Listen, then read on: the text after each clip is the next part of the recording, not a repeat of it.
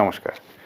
Particular বহু মানুষ আমার কাছে দেবী মনসার ইতিহাস সম্পর্কে কিছু তথ্য উপস্থাপন করতে বলেছে। তো আমি ওভারঅল বইপত্র ঘেঁটে যতটুকু পেরেছি আপনাদের সামনে সেই প্রেজেন্টেশনটাই করছি। দেবী মনসা হচ্ছে আমাদের প্রকৃতপক্ষে বাঙালি দেবী।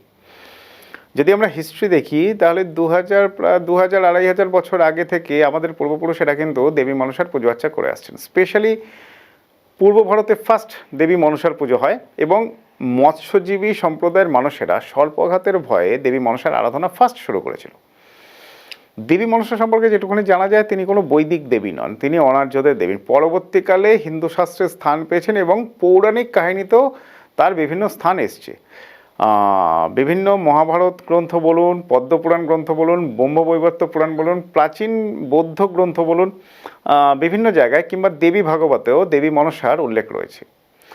এবং স্পেশালি যদি আমরা একটু ওয়াচ করি তাহলে সুলতানি আমলে একাধিক কবির হাত ধরে মা মনসার জনপ্রিয়তা লাভ হয়ে থাকে এবং যেটাকে আমরা প্রত্যক্ষ এবং পরোক্ষভাবে ইতিহাসের পাতায় দেখে থাকি মনসামঙ্গল নামে। দেবী মনসামঙ্গল কাব্যে দেবী মনসাকে শিব এবং চণ্ডীর মেয়ে বলে উল্লেখ করা হয়েছে। বাট এটা নিয়ে কন্ট্রাডিকশন আছে, কারণ পুরাণ মতে বলা হয়ে থাকে তিনি ঋষি কাশ্যপ এবং নাগজননী কদ্রুর কন্যা।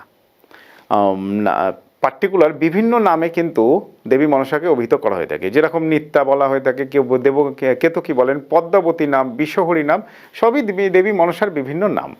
এবার এই যে দেবী মনসার বিভিন্ন নামগুলো আমি উল্লেখ করলাম, এই নামগুলোর সাথে কিন্তু আমাদের বিভিন্ন গ্রহগত দোষ কানেক্টেড এবং এই গ্রহগত দোষের যে ট্রানজিটগুলো হচ্ছে, অর্থাৎ আমরা যেরকমভাবে কালসর্প দোষ খণ্ডনে জেনে রাখুন, আমরা শিবের পুজো, শিবের আরাধনা করছি, বাট আপনারা যদি দেবী মনসার আরাধনা করেন কিংবা মনসামঙ্গল পাঠ করেন তাতেও কিন্তু কালসর্প দোষ, অর্থাৎ শিবের মাথায় যে সাপের অবস্থান তাকে বলা হয়ে থাকে কালসর্প। এই কালসর্প দোষ কিন্তু খণ্ডন হয়ে থাকে। সুতরাং কালসর্প দোষ খণ্ডনের জন্য দেবী মনসারও পুজো করা হয়ে থাকে এবং এটাকে যদি একটু ক্লাসিফিকেশনে যাই তাহলে ঋষি কাশ্যপের মন থেকে নাগমাতা কদ্রুর গর্ভে যে সন্তান জন্ম, এক কন্যা সন্তানের জন্ম, সেই জায়গাটাকে বলা হচ্ছে ঋষি কাশ্যপের মন থেকে যেহেতু তার জন্ম হয়েছিল তার নাম হয়ে থাকে মনসা। আবার এই মনসাই আমাদের কাছে বিশ্বহরী নামে পরিচিত। ঋষি কাশ্যপের জগৎকারু নামে এক ঋষি, এর সাথে ঋষি কাশ্যপের সিলেক্টেড পাত্র, অর্থাৎ এই ঋষির সাথে দেবী মনসার তিনি বিয়ে দিয়েছিলেন। ঋষি জগৎকারু ছিলেন অ্যাকচুয়ালি ব্রহ্মচারী এবং কথিত আছে তিনি এই জগৎকারুর নামটা এসছে অ্যাকচুয়ালি তিনি জগতের বিভিন্ন ধরনের বাতাস, অর্থাৎ শুধুমাত্র হাওয়া খেয়ে বিভিন্ন সময় বিভিন্ন বছর বেঁচেছিলেন এবং শিবের কঠিন তপস্যা করেছিলেন। ফলস্বরূপ তার শরীর হয়ে গেছিল খুব ক্ষীণকায়, যেই কারণে তার নাম হয় জগৎকারু। বাট তিনি প্রতিজ্ঞা করেছিলেন কোনো ক্রমেই বিবাহ করবেন না, যেহেতু ব্রহ্মচারী ছিলেন। কিন্তু ঘটনাক্রমে মনসার সাথে এই জগৎকারুর বিয়ে পূর্ব নির্ধারিত ছিল এবং জগৎকারুর এই শর্তেই মনসাকে বিয়ে করতে রাজি হয়েছিলেন যে মনসা যেন কখনো অর্থাৎ দেবী মনসা যেন কখনো তার অবাধ্য না হয়। বাট শাস্ত্র পূর্ব নির্ধারিত, অতএব একদিন মা মনসা জগৎকারুকে ঘুম থেকে তুলতে দেরি করেন, যেটা আমরা শাস্ত্রে পেয়ে থাকি, যার ফলস্বরূপ মানে দুঃখ পেয়ে জগৎকারুর মনসাকে ত্যাগ করেন।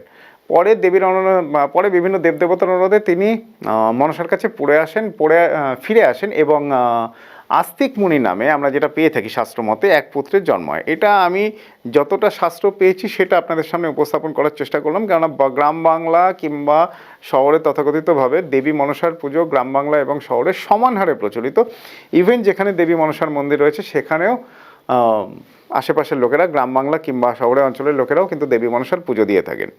সো শুধুমাত্র ভক্তি নয়, গ্রহদোষ খণ্ডনার্থেও কিন্তু দেবী মনসার আরাধনা করা হয়ে থাকে। স্পেশালি শাস্ত্র মতে যতগুলো দোষ রয়েছে তার মধ্যে কালসর্প দোষ একটা খুব ভাইটাল দোষ এবং বলা হয়ে থাকে যে শিবের মাথায় যে সাপের অবস্থান তার নামই কালসর্প।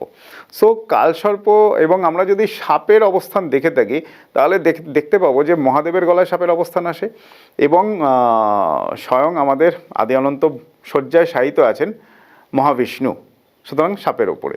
সো বুঝতেই পারছেন আমাদের শাস্ত্রতে যতগুলো প্রাণী রয়েছে তার মধ্যে সাপের অবস্থান কিন্তু বিশেষ গুরুত্বপূর্ণ। সো গ্রহদোষ খণ্ডনের ব্যাপার বলুন কিংবা আপনার কর্মের উন্নতি বলুন, সব ক্ষেত্রে কিন্তু এর একটা বিরাট ভূমিকা রয়েছে। সো ডেফিনেটলি দেবী মনসার আরাধনা করুন। দেখুন গ্রহদোষ তো শান্ত হবেই, তার সাথে সাথে অনেক পজিটিভ অরা কিংবা